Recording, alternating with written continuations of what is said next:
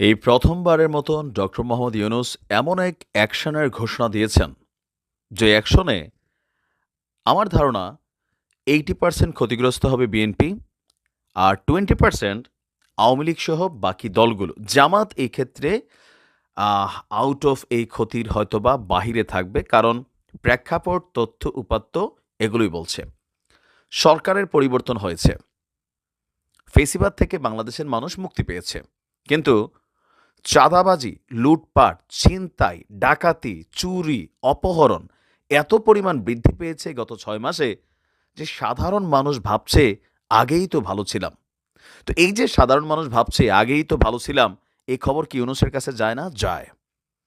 আগে আমরা যতটুকু তথ্য দেখছি, উপাত্ত দেখছি, গণমাধ্যমে রিপোর্ট দেখছি, আগে যেখানে 10 টাকা চাঁদা দিতে হইতো আওয়ামী লীগের সন্ত্রাসীদেরকে অথবা নেতাকর্মীদেরকে, যারা কথিত রাজনীতিবিদ ছিল, এখন সেই জায়গাগুলোকে দখল করে নিয়েছে বিএনপির নেতাকর্মীরা, অথবা আরও বিভিন্ন জায়গায় আওয়ামী লীগ এখনও কন্ট্রোল করছে। কিছু জায়গা আছে 20%, 80% জায়গায় কথিত বিএনপি অথবা বিএনপির নেতাকর্মীরাই এগুলাকে কন্ট্রোলে নিয়ে নিয়েছে।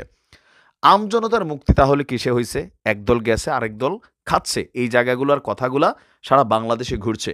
এই যখন অবস্থা, এই পরিস্থিতি থেকে দেশবাসীকে নিয়ন্ত্রণের জন্য ডক্টর মোহাম্মদ ইউনুস এক স্পেশাল নির্দেশনা দিয়েছেন।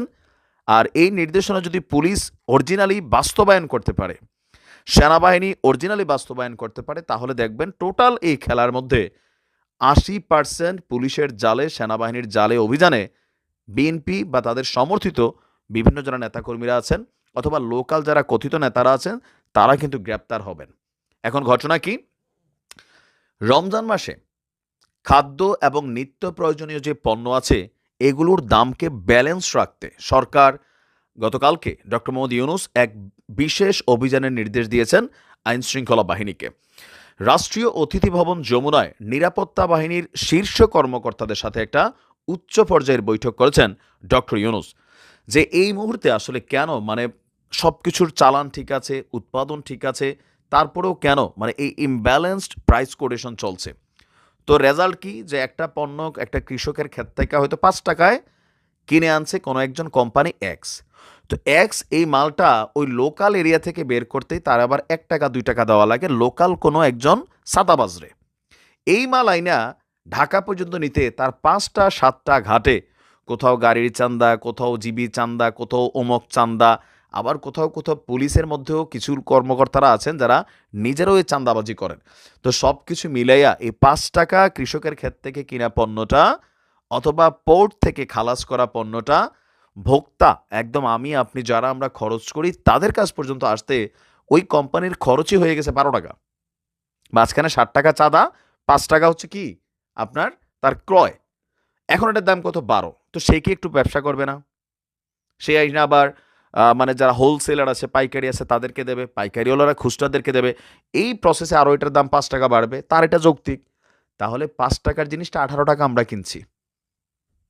যিনি অরিজিনাল উৎপাদক তার কোনো লাভ হইছে? সে 5 টাকায় পাইছে। মার্কেটে সেটা কিনতেছে কত? 18। মাঝখানের 13 টাকার মধ্যে যেটা যৌক্তিক ব্যবসা যিনি করছেন তিনি একটা লাভ করছেন, কিন্তু বাকি যে 7 থেকে 8 টাকা দাম বাড়লো, এটা খাইলো কে? চান্দাবাজরা। এই চান্দাবাজের খানাটা বন্ধ করলে মানে দ্রব্যমূল্যের দাম হাতের নাগালে আসবে। আর এই জন্য ইউনুস সরকার এই সিদ্ধান্ত নিয়েছেন, আমি মনে করি খুবই ভালো একটা সিদ্ধান্ত নিয়েছেন। আর বিএনপির হাইকমান্ড থেকে জনাব তারেক রহমান বা ঊর্ধ্বতন যারা আছেন, তারা কিন্তু বারবার বলছেন যে বাবা, গরিব মানুষকে মাইরা, হক মাইরা, এই একজন কৃষকের একটা বাজারের মধ্যে 2 কেজি লাউ আনছে, এই ধরেন একটু চিংড়ি মাছ তুলে আনছে খালবিল থেকে, এখানে যে চান্দাবাজিরা হচ্ছে, একজন সিএনজিওয়ালা, একজন রিক্সা ড্রাইভার, একজন অটো ড্রাইভার এই যে চান্দা দিচ্ছে, এগুলো দিতে দিতেই কিন্তু আওয়ামী লীগের পরিণতি এই অবস্থায় আসছিল। তা আমরা যদি একই কর্ম করি, আমাদেরকে এই পরিণতি ভোগ করতে হবে। এবং এই প্রথমবারের মতন বিএনপির মধ্যে আমরা দেখছি অনেক ধরনের নির্দেশনা, বহিষ্কার, মামলা, অনেক কিছু করছে, কিন্তু কন্ট্রোল হচ্ছে না। বাট এবার কন্ট্রোল হয়ে যাবে। প্রধান উপদেষ্টা বলছেন যে আপনার উম, যে এই মুহূর্তে দেশে আগামী রমজানকে কেন্দ্র করে জিনিসপত্রের দাম যেন হাতের নাগালে থাকে, এই জন্য মধ্যস্বত্বভোগী যে সিন্ডিকেট বা চাঁদাবাজ আছে, লোকাল এরিয়া থেকে শুরু করে একদম আনটিল ক্যাপিটাল বা রাজধানী পর্যন্ত প্রত্যেক সিন্ডিকেটের বিরুদ্ধে বিশেষ অভিযান গ্রেফতারি চালাতে হবে। আর গতকালকে এই নির্দেশনা যখন আসছে, আমরা আশা করছি আজকে থেকে এটার বাস্তবায়ন দেখব। দেখেন, রাজনীতি যারা করেন ভাই, কিন্তু রাজনীতিতে পয়সা কামানোর যে ধান্দাটা, এটা কিন্তু অলওয়েজ গরিব মাইরা, লোকাল পিপলের উপর, সাধারণ মানুষের উপরে কিন্তু এই ধান্দাটা অলওয়েজ চলতেছিল। এইটা বন্ধ যদি এই সরকার করতে না পারে, বা বিএনপি তাদের নেতাকর্মীদের, আমি বিএনপির হাই অথরিটির দোষ দিব না, রাষ্ট্র ক্ষমতায় আসলে হয়তো ব্যতিক্রম দেবো, কিন্তু অনেক জায়গায় এগুলো চলছে, জোরপূর্বক কমিটি হয়ে যাচ্ছে, এটা হয়ে যাচ্ছে, সেটা হয়ে যাচ্ছে, এগুলো বন্ধ করতে হবে। নয়তো মানুষের মধ্যে যে ঘৃণা আওয়ামী লীগের জন্য একসময় জন্মাই গেছিল, আপনাদের প্রতি এটা ক্ষমতায় যাওয়ার আগেই চলে আসছে অলরেডি। আমরা এগুলো ভালোর জন্য বলি, শত্রু ভাইবেন না। কারণ দিন শেষে এখন আওয়ামী লীগের নেতাকর্মীরা দেখলে আপনারা কি করেন, ধরে মারেন, পুলিশে দিয়ে দিচ্ছেন। আজীবন আপনিও ক্ষমতায় থাকবেন? শেখ হাসিনা ভাবছিলেন যে তিনি ক্ষমতায় থাকবেন, থাকতে পারছে? পারে নাই। আপনারাও ছিলেন? না। আবারও আসবেন? নাও আসতে পারেন। তাহলে পরিণতি কি হবে? রাজনীতিটা মানুষের সিম্প্যাথি, ভালোবাসা, সহানুভূতি, শ্রদ্ধার জায়গা হিসেবে তৈরি করেন, টাকা কামানোর জন্য না। কারণ এই টাকা কামাইতে গেলে আপনি মানুষের উপর অন্যায় করতে হবে, জুলুম করতে হবে। আর জুলুমের রেজাল্ট কি হয় সেটা জাতি দেখছে।